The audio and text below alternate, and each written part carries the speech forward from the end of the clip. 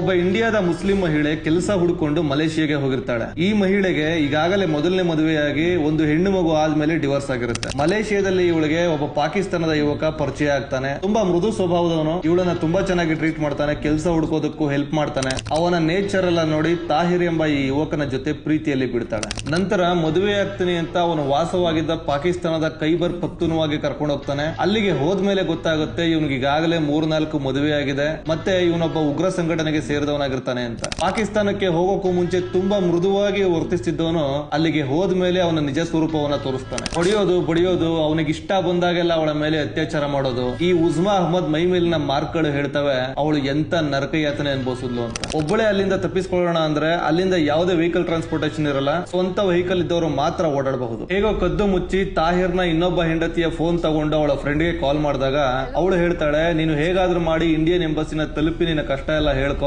ಅವರು ನಿನ್ನ ಹೇಗಾದ್ರೂ ಮಾಡಿ ಕಾಪಾಡ್ತಾರೆ, ಇದನ್ನ ಬಿಟ್ಟು ನಿನಗೆ ಬೇರೆ ಯಾವುದೇ ದಾರಿ ಇಲ್ಲ ಅಂತ ಹೇಳ್ಬಿಡ್ತಾಳೆ. ಇಲ್ಲಿಂದ ಆಚೆಗೆ ರಿಯಲ್ ಗೇಮ್ ಸ್ಟಾರ್ಟ್ ಆಗುತ್ತೆ. ಇಡೀ ಪಾಕಿಸ್ತಾನದ ಉಗ್ರ ಸಂಘಟನೆಗಳ ವಿರುದ್ಧ ಏಕಾಂಗಿಯಾಗಿ ಹೋರಾಡೋದು ಇಂಡಿಯನ್ ಎಂಬಸಿಯ ಡಿಪ್ಲೊಮ್ಯಾಟ್ ಜಿತೇಂದರ್ ಪಾಲ್ ಸಿಂಗ್. ಈ ಹೋರಾಟದಲ್ಲಿ ಕೊನೆಗೆ ಯಾರ್ ಗೆದ್ರು, ಇದೆಲ್ಲ ಯಾವಾಗ ನಡೀತು, ಇದರಲ್ಲಿ ನಮ್ಮ ಭಾರತೀಯರ ಯಾರ ಪಾತ್ರ ಎಷ್ಟೆಷ್ಟಿದೆ, ಪಾಕಿಸ್ತಾನದ ಸಿಸ್ಟಮ್ ಹೇಗೆ ವರ್ಕ್ ಆಗುತ್ತೆ, ಪ್ರತಿಯೊಂದನ್ನು ನಮ್ಮ ಸ್ಟೋರಿ ಪ್ಲಾನೆಟ್ ಚಾನಲ್ ನಲ್ಲಿ ಅಪ್ಲೋಡ್ ಮಾಡಿದೀನಿ. ಚಾನಲ್ ಲಿಂಕ್ ಬಯೋದಲ್ಲಿದೆ. ಯೂಟ್ಯೂಬ್ ಶಾರ್ಟ್ ಅಲ್ಲಿ ಈ ವಿಡಿಯೋ ನೋಡ್ತಿದ್ರೆ ಫುಲ್ ವಿಡಿಯೋಗಾಗಿ ಪ್ಲೇ ಬಟನ್ ಮೇಲೆ ಕ್ಲಿಕ್ ಮಾಡಿ, ಚಾನಲ್ ವಿಸಿಟ್ ಮಾಡಿ, ಸಬ್ಸ್ಕ್ರೈಬ್ ಮಾಡ್ಕೊಳ್ಳಿ.